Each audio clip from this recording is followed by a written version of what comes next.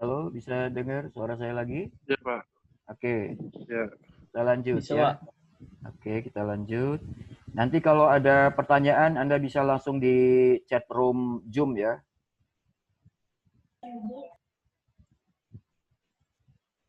Ya, perhatikan lagi, tadi kita sampai sini.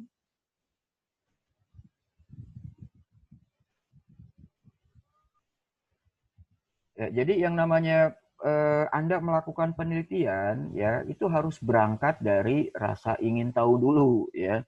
Artinya, Anda minatnya kemana sih? Nah, jangan sampai ikut-ikutan teman dan lain sebagainya. Anda harus punya minat sendiri yang nantinya Prinsip. akan menjadi rasa keingintahuan Anda itu minatnya kemana sih gitu. Anda yang suka ke IoT misalnya, ya udah Anda karena rasa ingin tahu Anda itu tentang mempelajari tentang IoT-nya. Anda yang ingin larinya ke genetik algoritma, ke artificial intelligence dan lain sebagainya, ya udah Anda rasa ingin tahu tentang hal itu harus dipertajam lagi atau diperkuat lagi gitu ya. Jadi yang pertama harus berangkat dari rasa ingin tahu dulu ya. Nah, yang kedua, gimana sih cara memuaskan rasa ingin tahu itu? Nah, ya enggak? Cara memuaskan rasa ingin tahu itu kan bisa menggunakan metode ilmiah, cara itu kan metode ya. Bisa juga dengan cara-cara yang lain. Oke. Nah, metode ilmiah, kalau Anda pakai metode ilmiah, berarti ini akan berdasarkan sains atau ilmu pengetahuan. Sedangkan dengan cara lain, ya itu dengan pengetahuan. Oke, ini ada typo. Dengan cara lain itu artinya dengan pengetahuan atau knowledge. Ya. Pertanyaannya adalah, Pak, mending milih yang mana? Nah, ya kan? Itu pertanyaan yang sebetulnya bukan ditanyakan ke orang lain, tapi ditanyakan ke diri sendiri sebetulnya. Jadi intinya, bagaimana cara memuaskan rasa ingin tahu itu dengan dua cara ini, apakah pakai metode ilmiah atau cara lain, ya tergantung Anda mau menyikapinya kemana. Nah, saya contohin deh. Anda bikin sesuatu, ya, karena dari IT jelas ngoding ya, intinya ngoding. Nah, terus Anda studi kasusnya tentang oke, saya contohin aja punya Hanafi deh. Tentang absensi sidik jari misalnya. Nah, kemudian Anda berpikir lagi, kalau tentang sidik jari itu larinya kemana? Oh, keilmuan tentang biometrik. Ya, sidik jari, retina mata, ya, sensing ya tentang organ tubuh kita. Ada nggak sih metode ilmiahnya tentang penggunaan atau rasa ingin tahu Anda kan tentang biometriknya kan, tentang sidik jarinya. Ada nggak sih metode ilmiahnya? Kemudian Anda nyari-nyari nih, ada nggak ya? Oh, ternyata ada tentang kontur untuk sidik jarinya atau retina mata dan lain sebagainya deh. Nah, knowledge-nya ada nggak? Nah, jadi contoh tadi sebetulnya Anda menggunakan dua ya. Menggunakan knowledge juga, menggunakan science juga ya. Nah, ilmu pengetahuan yang Anda peroleh dengan menggunakan metode ilmiah ini artinya Anda menggunakan metodenya apa ya untuk fingerprint itu yang saya contohkan. Ada knowledge-nya enggak? Ya. Knowledge-nya jelas ya, pengetahuan tentang perangkat yang digunakannya apa dan lain sebagainya. Jadi multi multi multi kombinasi atau kombinasi sebetulnya ya. Ada yang hanya menggunakan metode ilmiah aja, ada juga yang menggunakan knowledge aja, ada juga yang mengkombinasikan dua-duanya. Intinya adalah yang pertama ada rasa ingin tahu dulu, ya, rasa ingin tahu dulu, kemudian bagaimana memuaskan rasa ingin tahu tadi. Tapi kalau Anda udah semester 7 nggak punya rasa ingin tahu, ya gimana mau dapat judul skripsi gitu. Ya, jadi mulai sekarang Anda harus saya tuh minatnya kemana ya, saya pengen mempelajarinya tentang apa ya. Kemudian dicari, setelah ketemu pengen tahunya apa atau minatnya apa, baru dicari ada nggak sih metode ilmiahnya atau ada nggak sih knowledge tentang itu. Nah, itulah adanya di riset pustaka gitu. Jadi di riset pustaka ini Anda mencari metode yang mau dipakainya, mencari knowledge-nya tentang untuk apa? Untuk memuaskan rasa ingin tahu Anda atau untuk memuaskan atau memenuhi judul atau topik bahasan materi Anda sebetulnya. Ya. Nah, jadi secara sederhana logika penelitian ini seperti ini. Jadi Anda harus berangkat dari sini dulu. Anda pengen rasa ingin tahunya kemana nih? Atau tentang apa? Nah, Anda yang rasa ingin tahunya tentang e-commerce, ya udah di dalam e-commerce itu menyangkut apa aja sih? Tadi saya sudah jelaskan di slide sebelumnya penelitian tentang bisnis, larinya kemana, ya kan? Dan lain sebagainya. Nah, jadi logika sederhana tentang penelitian ini yaitu berangkat dari sini dulu. Oke? Ya, berikutnya adalah ada logika, ada metode ilmiah, ya. Sebetulnya perbedaannya di mana sih di dalam penelitian ini? Oke. Kalau ngomongin logika, ya, logika ini berhubungan dengan cara atau proses reasoningnya atau penalarannya. Penalaran itu apa ya? Proses penalaran itu proses bagaimana Anda menalarkan tentang suatu hal atau masalah yang nanti akan diselesaikan dengan solusinya apa. Jadi di sini logika Anda harus kuat. Ketika Anda melakukan proses penalaran, maka harus pakai logika. Jika suatu proses penalaran berjalan baik, maka proses itu disebut bersifat logis. Nah, jadi ini logika di dalam penelitian yaitu bagaimana proses penalaran atau reasoning.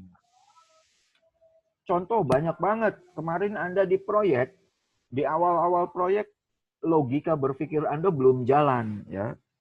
Logika berpikir Anda belum berjalan. Taunya dari mana? Anda nulis bab 1 masih ke sana ke sini, ya, nggak jelas, belum terarah. Kenapa? Karena logika proses penalarannya belum kebentuk. Wajar nggak, Pak? Wajar, ya. Tapi mau sampai kapan nggak terbentuknya? Nah, Anda kan dituntut atau dibatasi dengan waktu, ya. Nah, jadi selain berdasarkan idenya, pertama ini Anda harus punya logika atau proses penalarannya dulu. Secara logis, ya. Proses ini bersifat logis. Banyak banget tuh yang bersifat logis. Kalau gini gimana ya nantinya? Kalau gitu gimana ya nantinya? Ini logis nggak ya kalau begini? Dan lain sebagainya. Logis juga akan berhubungan dengan interaksi mesin dan interaksi manusia dan komputer, ya, atau intermakom. Contoh Anda membuat user interface, ya, atau rancangan input output. Apakah ini udah logis belum kalau rancangannya begini? Udah logis belum kalau rancangannya begitu? Gitu kan? Logis di sini artinya berhubungan nggak ya dengan tujuan dari saya membuat aplikasi itu? Nah, ini ngomongin proses penalaran. Ini ngomongin logika. Oke. Kemudian kita tarik lagi, penelitian ini adalah suatu penyelidikan yang sifatnya sistematis dan terorganisir, ya. Jadi yang namanya penelitian adalah proses penyelidikan yang sifatnya sistematis. Artinya ada urutannya, ada tahapannya. Makanya di bab 1, di subbab terakhir ada sistematika penulisan, ya. Kalau itu sistematika Anda menulis laporannya. Nah, sistematis berhubungan kajian Anda adanya di mana? Ya adanya di kerangka berpikir Anda, di metodologi penelitian. Nanti diimplementasikannya di mana? Di bab 3. Ya kan? Oke, yang kedua adalah terorganisir. Terarah dan terorganisir. Ada timetable-nya, ya kapan dilakukannya, hari ini ngapain, minggu ini ngapain, bulan ini ngapain, targetnya apa, dan lain-lain. Itu yang disebut dengan terorganisir. Oke. Nah, untuk apa? Untuk meningkatkan sejumlah pengetahuan tertentu dan masalah tertentu yang memerlukan jawaban atau solusinya nanti. Nah, inilah penelitian. Jadi inti dari penelitian adalah sistematis, kegiatan yang sistematis dan terorganisir. Kalau inti dari logika di dalam penelitian adalah proses penalaran.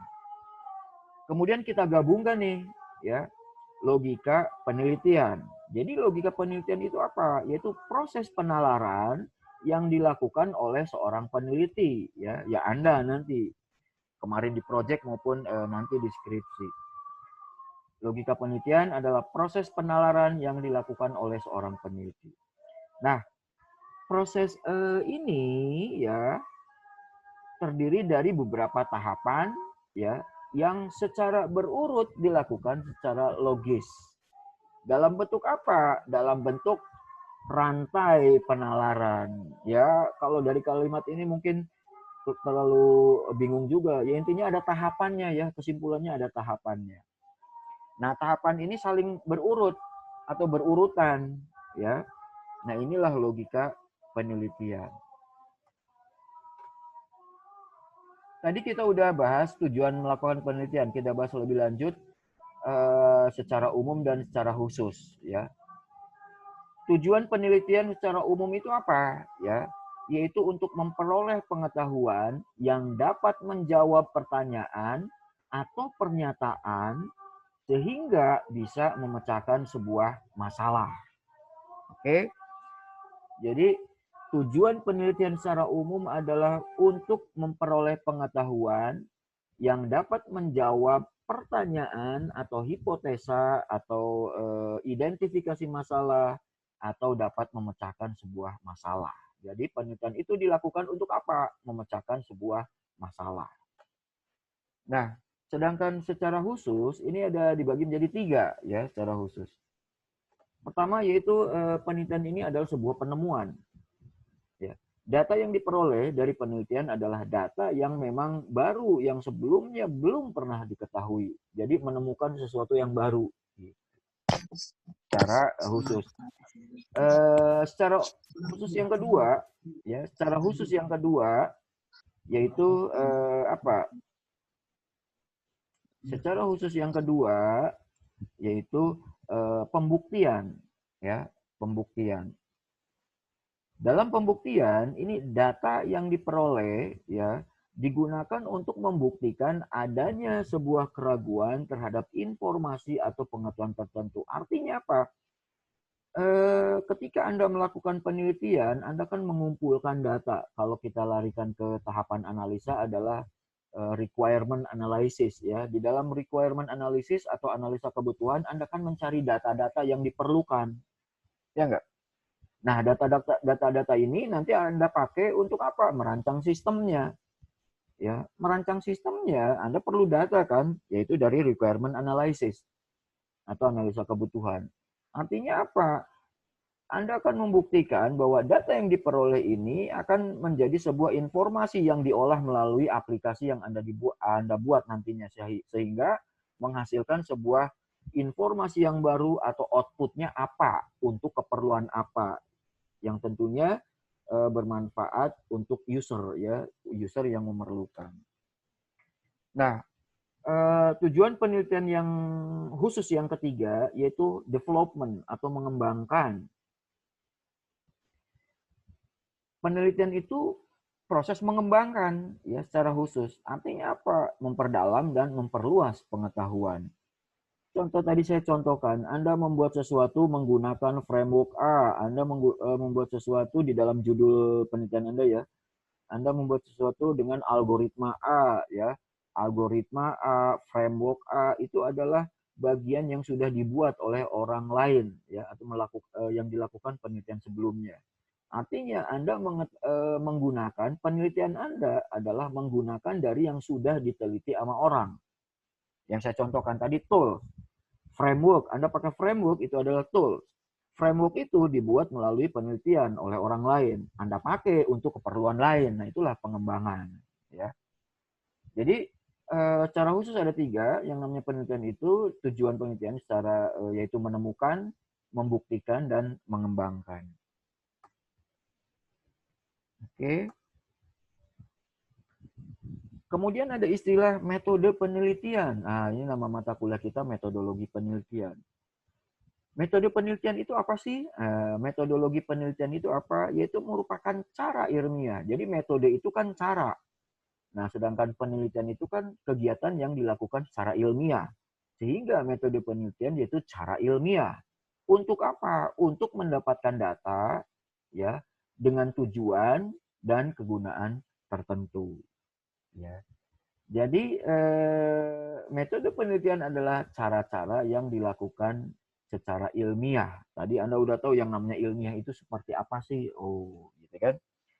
Nah, cara ilmiah ini artinya apa? Ya, artinya bahwa kegiatan penelitian Anda ini didasarkan pada sebuah keilmuan. Ya, ciri-ciri keilmuan itu ada 3, yaitu yang sifatnya rasional, kemudian empirik atau empiris, dan yang ketiga adalah sistematis. Apa itu rasional? Ya, ilmu pengetahuan yang sifatnya rasional itu yang disusun dengan menggunakan pikiran yang masuk akal. Ya enggak? Jadi kalau penelitian Anda enggak rasional, ya bukan penelitian ilmiah namanya. Jadi yang namanya rasional itu masuk akal. Ya, bukan logika yang yang nggak masuk akal. Ya, jadi kalau kita membuat sebuah penelitian karena kita udah tahu definisinya adalah cara ilmiah, ya berarti sifatnya harus rasional, ya masuk akal.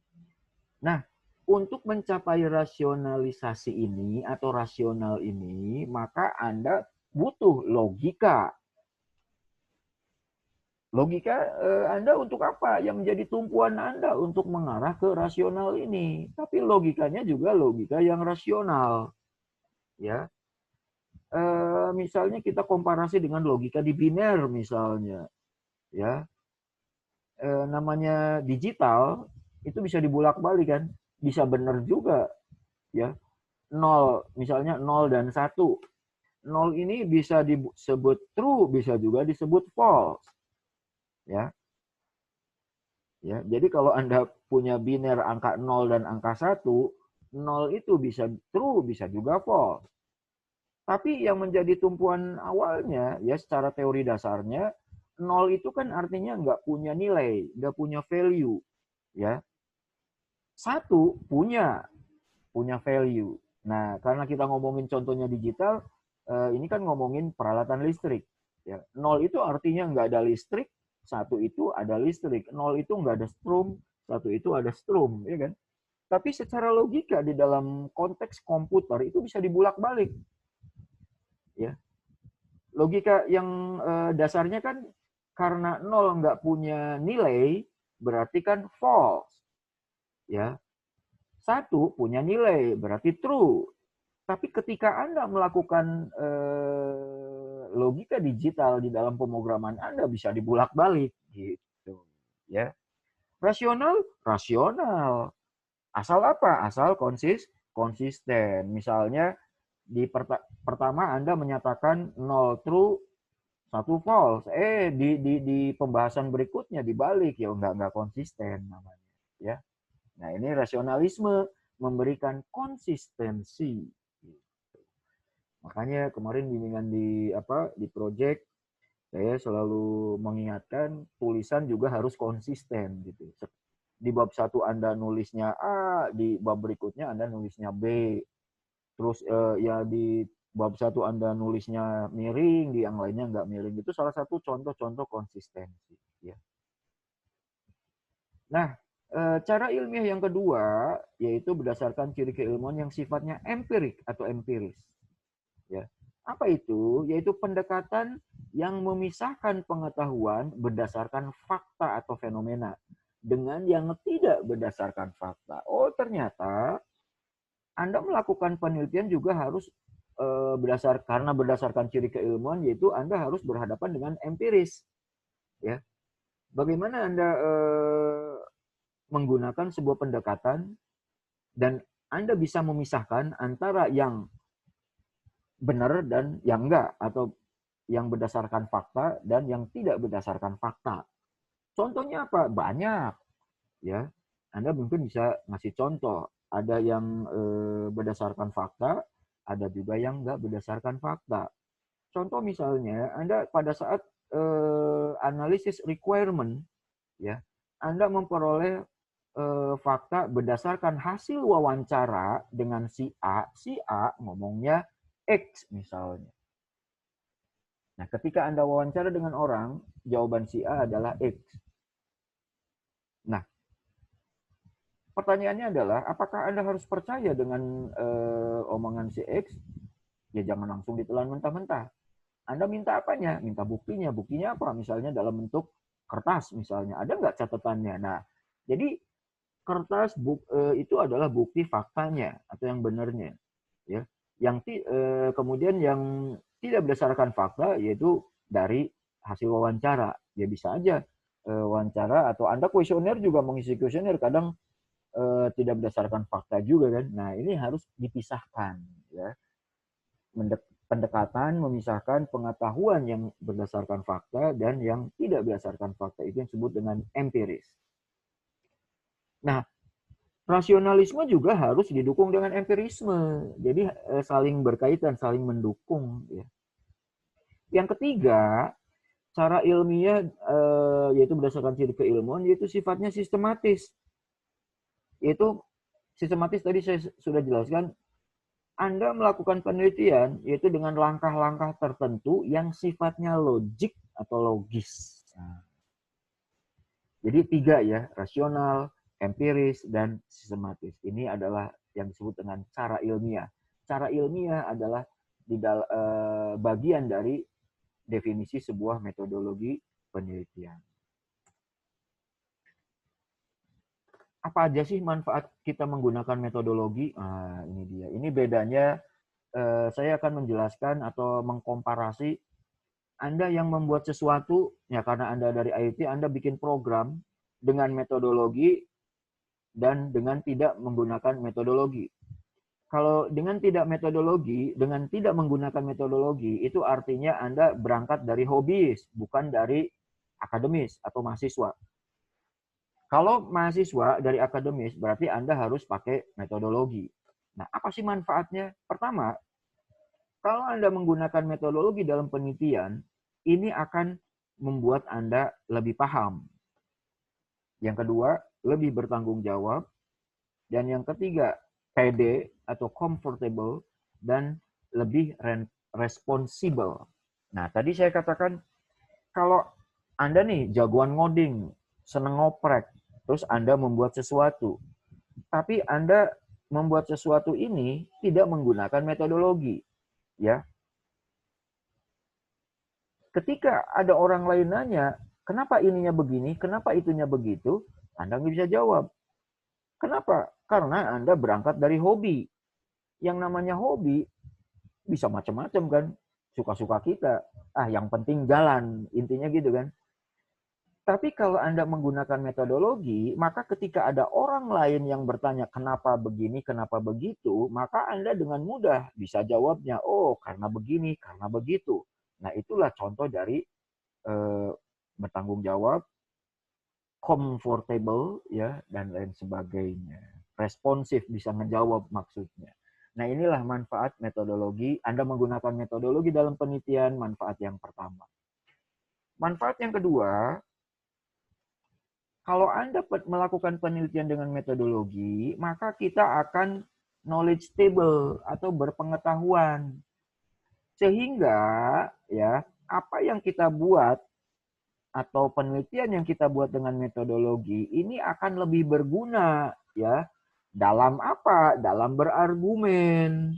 Atau dengan kata lain tadi saya contohkan, ketika ada orang nanya, Anda gampang jawabnya, berargumennya, ya kan? Kenapa? Karena berdasarkan fakta dan tidak berdasarkan intuisi maupun bisikan-bisikan. Itu yang saya bilang, yang tadi kita sebut dengan yang tidak sesuai fakta. Jadi nggak hanya berdasarkan intuisi atau mimpi-mimpi doang, atau dari wangsit lah, atau bisikan-bisikan, tapi ada berdasarkan faktanya gitu. Ya, itu manfaat Metodologi yang kedua, kita lebih knowledge stable. Yang ketiga, manfaat yang ketiga adalah Anda bisa menjelaskan, memaparkan ke orang lain itu lebih banyak lagi, ya. Berupa apa? Bisa saran, bisa ide, ya, bisa memberikan masukan-masukan yang sifatnya elaborate atau menggabungkan. Nah, kemarin Anda nulis bab 5 kan kesimpulan dan saran kan, ya. Nah, di saran itu ketika Anda menggunakan metodologi atau Anda buat proyek dengan metodologi, gampang kan bikin sarannya. Nah, kemarin saya cek, saran itu kan Anda kemana-mana. Ya, saran itu harus yang berhubungan dengan apa yang Anda buat. Saran atau ide atau masukan-masukan ini harus bisa dielaborate, ya, berdasarkan fakta yang ada untuk memunculkan ide yang baru. Nah, contoh kemarin saran Anda adalah aplikasi yang Anda buat belum memiliki fungsi X misalnya.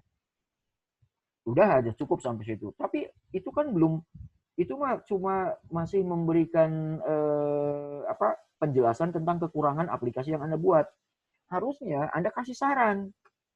Disarankan menggunakan apa? Ya, disarankan ditambahkan apa dengan menggunakan apa. Nah, ini akan menjadi elaborate berdasarkan fakta atau pengetahuan yang baru sehingga nanti akan muncul ide-ide yang baru. Nah, itulah manfaat dari metodologi penelitian. Nah, Anda membuat proyek kemarin atau Anda nanti skripsi, Anda kan nyari-nyari di riset pustakanya, nyari-nyari penelitian orang lain kan, itu akan menjadi landasan Anda yang akan menjadi berkembang ilmu pengetahuan atau aplikasi yang Anda buat yang tadinya belum bisa begini, setelah Anda buat melalui penelitian Anda, nanti bisa begini. Gitu. Ya kan?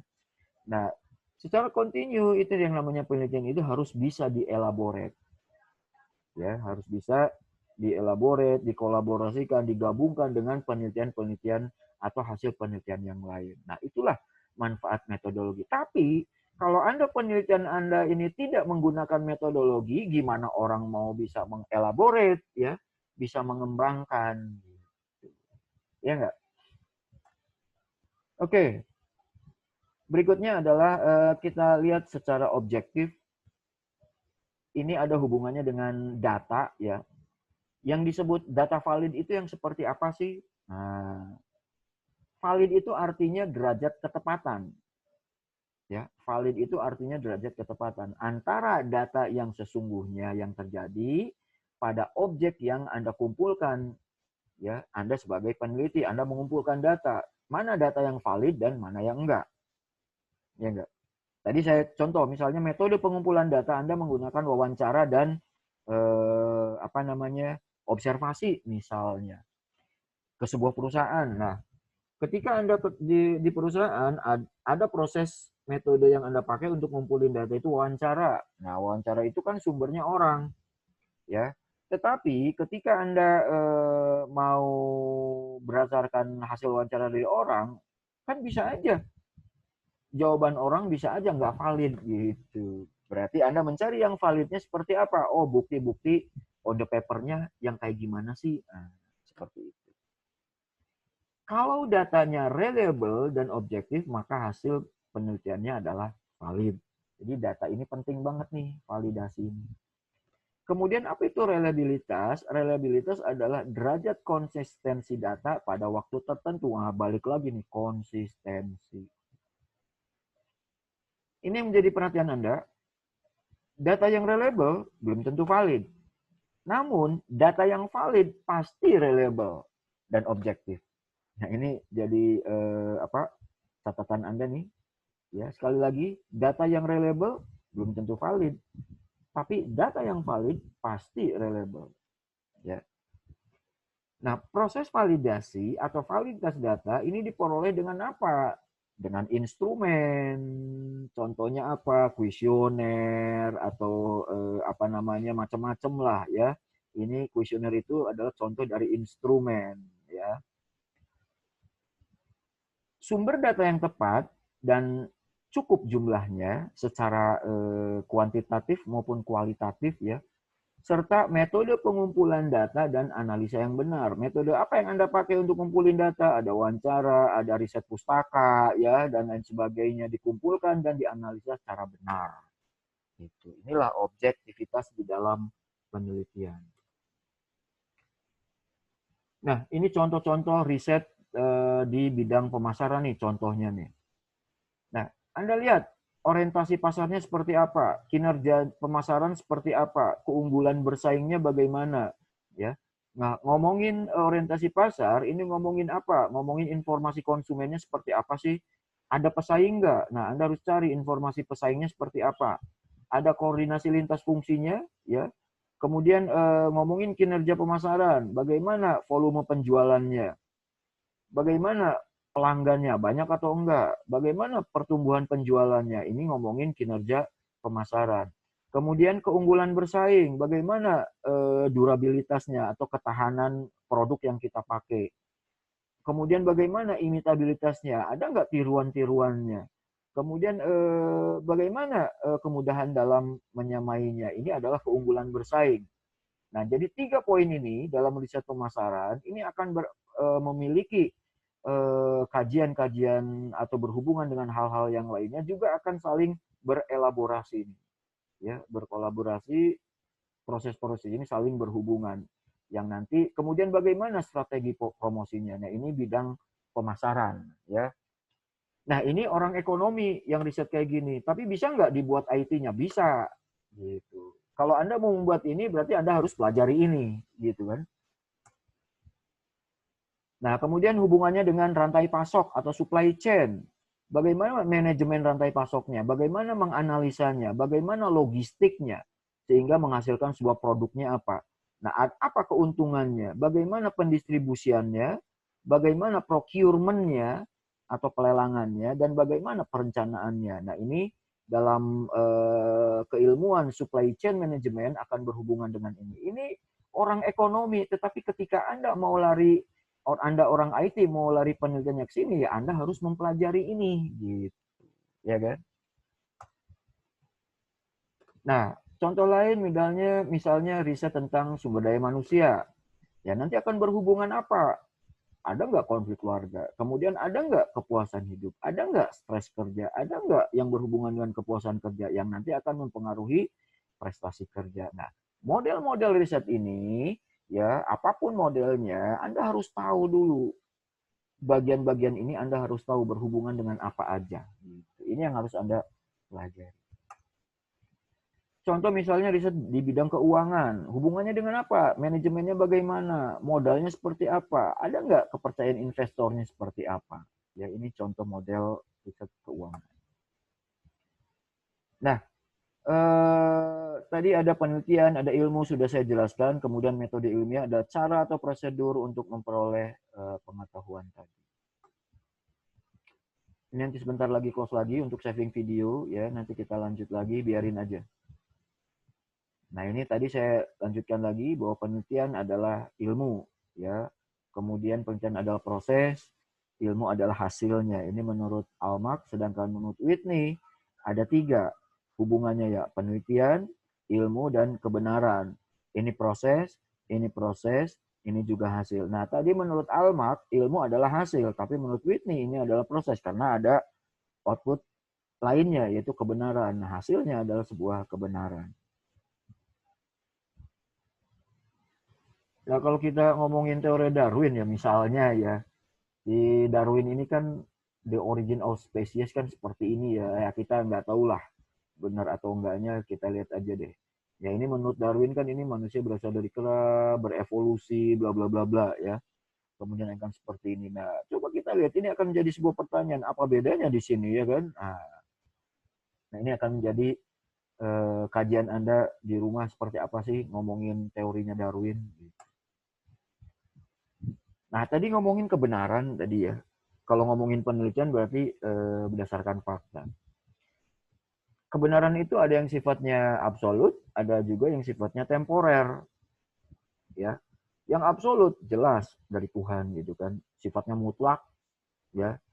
Nah, kemudian tidak bisa diperdebatkan keabsahannya kalau absolut ini, ya. Jadi ngomongin kebenaran yang absolut ini tidak bisa dijadikan objek pencarian dalam penelitian ilmiah kalau sifatnya absolut, ya, karena udah mutlak dari Tuhan. Kemudian yang kedua, kebenaran yang sifatnya temporer, kebenaran yang keabsahannya tergantung pada kondisi dan waktu. Sifatnya apa? Nisbi atau relatif tinggi dan subjektifnya tinggi. Nah, ini bisa dibuat dalam bentuk penelitian ilmiah. Jadi kalau ngomongin kebenaran, lihat dulu absolut atau temporer nih. Nah, yang absolut ini susah untuk didebatkan, ya. Apalagi dijadikan sebagai objek penelitian ilmiah. Kemudian yang ketiga, kebenaran yang sifatnya ilmiah. Kebenaran yang ditemukan melalui suatu proses atau metode penalaran, reasoning, dan lain-lain. Nah, ini yang bisa disebut sebagai penelitian. Nah, bagaimana karakteristik kebenaran ilmiah? Ya, kebenaran ilmiah itu yaitu yang dibangun dari struktur logis, ya, dari struktur logis berdasarkan sains atau pengetahuan, ya. Dan selalu siap untuk diuji lagi nih, yang namanya kebenaran ilmiah siap diuji, ya, oleh siapa aja. Dengan kata lain, kebenaran ilmiah sebenarnya adalah hipotesa. Tadi Anda tahu hipotesa itu apa sih? Yaitu sebuah keputusan yang sifatnya sementara atau pernyataan yang sifatnya sementara belum dibuktikan kebenarannya. Nah, kita lihat nih bagaimana mekanisme kebenaran itu diperoleh. Pertama, yaitu adanya sebuah masalah kan. Masalah ini bisa menjadi pertanyaan-pertanyaan, apa masalahnya, bagaimana masalahnya, mengapa masalah itu terjadi, ya kan? Kemudian mau kita selesaikan nih masalah ini. Cara menyelesaikan masalah ini, ya, ada yang menggunakan cara ilmiah, ada yang menggunakan tidak ilmiah. Kalau yang menggunakan ilmiah, berarti harus melalui proses mencari kebenaran kan, dengan penyelidikan ilmiah. Caranya, cirinya apa? Objektif, cermat, sistematik, dan berdasarkan pengetahuan. Nah, inilah penelitian. Tapi kalau yang tidak ilmiah, kebenarannya itu diperoleh dari trial and error. Nah, kalau Anda berangkat dari hobi kan biasanya trial and error kan. Nah, yang kedua, kalau tidak ilmiah, ini diperoleh dari kebetulan atau spekulatif, ya. Bisa juga dari jabatan, kewenangan, dan otoritas, dan dari mimpi-mimpi, intuisi. Ya, ini yang tidak ilmiah. Nah, Anda kalau penelitian bukan berangkat dari sini, tapi berangkat dari sini. Gitu, ya. Nah, tadi sudah dijelaskan bahwa jenis penelitian ini ada berdasarkan riset murni atau basic, dan ada yang terapan. Jadi murni ini dari Anda mengamati fenomena alam, nggak ada dibebani untuk memikirkan manfaat langsungnya seperti apa, enggak. Ya. Contoh ini siapa ini? Thomas Alva Edison. Dia menciptakan lampu pijar. Dia menciptakan lampu pijar ya berdasarkan apa? Berdasarkan